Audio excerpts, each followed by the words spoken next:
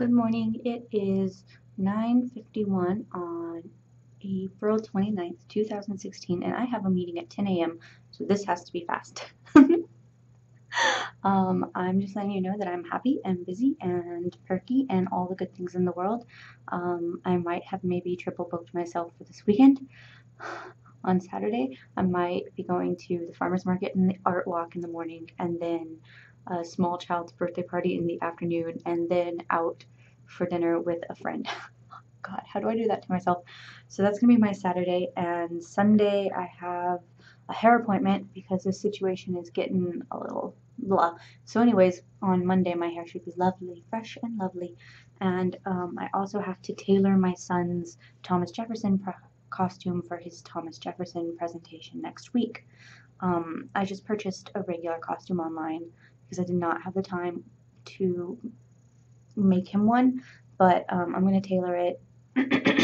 He's just a little, like a skosh too big for the extra large child.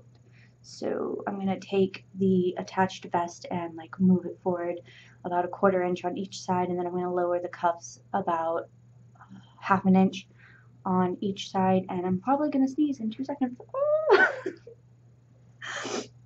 And I'm going to beef up there's like this weak lace trim around the cuff that looks god awful, so I'm going to beef that up a bit and put some extra lace in there so it looks less sad. And the cravat, ooh, the like little cravat that velcros in the back of the neck is so sad. I'm going to bump that up a bit too, add some lace to it, fix the pleating so it's not quite so and he's got a hat. And apparently I ordered a new Kindle, and I thought I went to check to see because I thought it was supposed to come and it hadn't come yet. And so I checked my Amazon orders, and apparently the box that his tri-corner hat came in supposedly had the Kindle in it too, but I did not see a Kindle in that box. So, I mean, it's still in my house. I didn't take it downstairs yet. I just stacked the 2 boxes inside of each other and pushed it on my bed, which, see, I should not have just stacked them and pushed them under my bed. I should have broken them down and taken them down to recycling, and then I would know for sure if there was a Kindle in that box or not. Anyway, I could have had my Kindle 2 days ago. Apparently, it's in my box. I didn't. Anyway, I ordered a new Kindle because my old Kindle died. I had it for like 7 years and it died. It won't turn on anymore. It was like, I'm done. You have read so many books on me, lady. I am done. Speaking of books that I'm reading, oh my gosh, I'm reading this awesome series. It's called, the first one is Cat Incorrigible, and the second one is Renegade Magic, and I really like them. Oh, and there's like a half book in between the two. It's not really a book. It's like, took 5 minutes to read. But it's like a little short story called Dueling Magic or something like that, and they're by Stephanie Burgess, I think. Anyway, I really like them. I'm not usually a fan of stories written about 12-year-olds, unless it's Harry Potter, but I'm not generally a fan of the young adult genre. But I am a fan of these books. I read another book by her, Masks and Shadows or something like that, and it was really well done, and I enjoyed it immensely, so I picked up these two. There's something I read before. There's something I read in between Shadows and whatever, and this one, something about like Undead Philosophy 101 or something like that. Yeah, that was good too. Anyway, I like these books because the heroine in them is a bit problematic, and she doesn't have, you know, you read these books about special magic girls and they come into their powers and then everything goes swimmingly for them and life is fabulous and they have to battle these fantastic monsters, but otherwise life is fine. And in this, the monster she has to deal with is society and her own inability to fit into it, and she causes more problems with her magic than she solves. And her sisters love her but are older sisters who are kind of obnoxious, and her stepmother is just like this flighty, crazy woman. And it's not like the magic magically made her life better. It's like she got magic and her life sucked more.